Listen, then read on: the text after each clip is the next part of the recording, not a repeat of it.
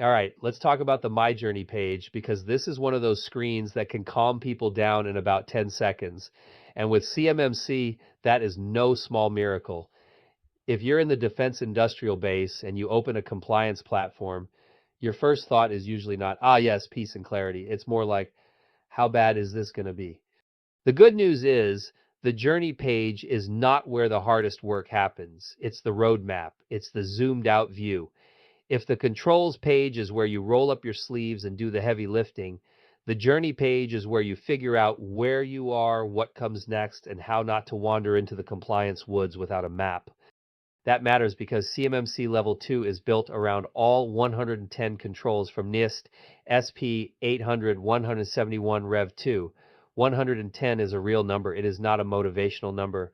Nobody sees 110 controls and says, wonderful, I'll knock that out before lunch. So this page breaks that mountain into 5 manageable base camps. That's really the right way to think about it. You're not leaping to the summit in one move. You're moving stage by stage. At the top, you've got the journey progress bar. Nice and linear, clear, no mystery novel energy.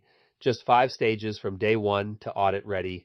Stage 1 is foundation. This is where you start telling the system who your company is, onboarding, initial assessment, the basics that shape everything else, company profile, industry context, those early security questions.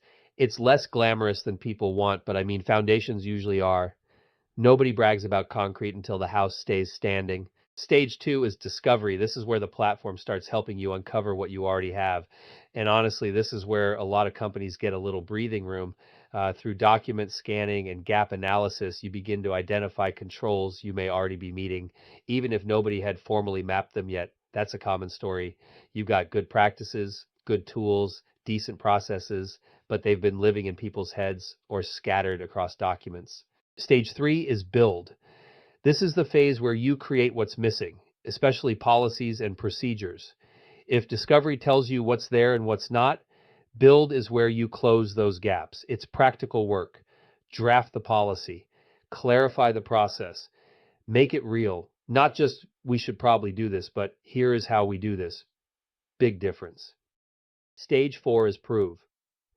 And this one is huge because compliance is not just about saying the right things, it's showing them. This is your evidence gathering phase.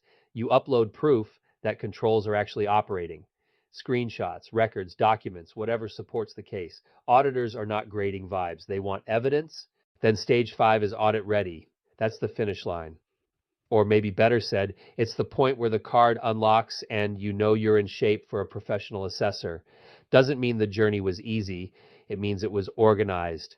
And that's the whole design idea here. So if you're new and this page feels almost too simple, that's actually a good sign. Good compliance tools reduce panic. They don't add decorative confusion. My journey is there to help you see the path.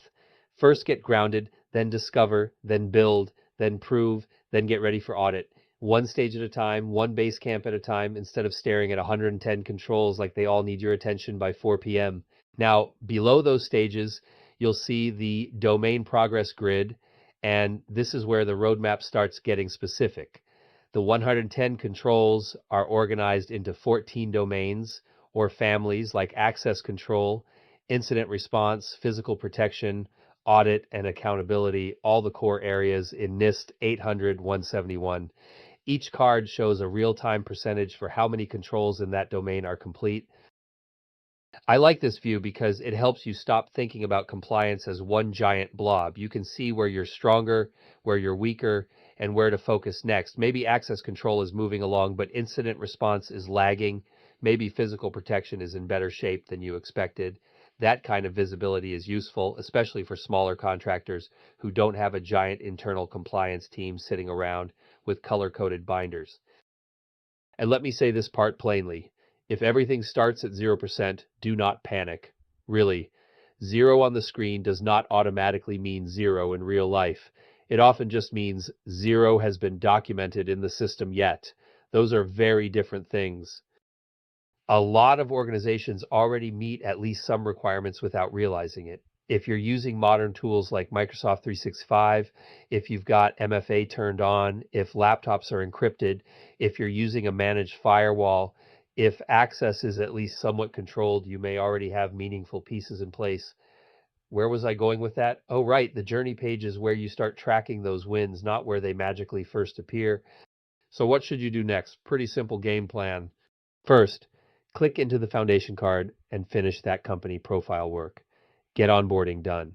The better that starting information is, the more useful the rest of the platform becomes, especially the recommendations and analysis. Second, use the domain view to focus on one area at a time. And the recommendation here is to start with access control AC. That's usually one of the easiest domains to document first because most companies already have something to say there, who has access, how accounts are handled, whether MFA is enabled, how devices are protected, that sort of thing. It gives you momentum, and momentum matters. Third, read the control titles and plain English guidance. You do not need to memorize regulatory language like you're cramming for some very unpleasant trivia night. The point is to understand what each control is asking for in normal human terms. Then update the status. Mark controls as compliant, in progress, or non-compliant based on where you actually are. Honest beats optimistic every single time in compliance work. If it's half done, say it's in progress. If it's missing, mark it that way and move on to fixing it. And finally, add short notes explaining how you meet the control. Keep it simple. All laptops encrypted. MFA enabled for email and VPN. Visitor access logged at front desk. That little note field does more work than people expect. It captures the how. And that how is exactly the kind of thing an auditor needs to understand later. So the journey page is really doing two jobs at once. It shows progress in a way that's easy to digest, and it nudges you toward the next right action. Not every action, just the next one. And in CMMC, that's usually how good programs get built anyway. Steady and documented, one clear move after another. We'll keep building on that.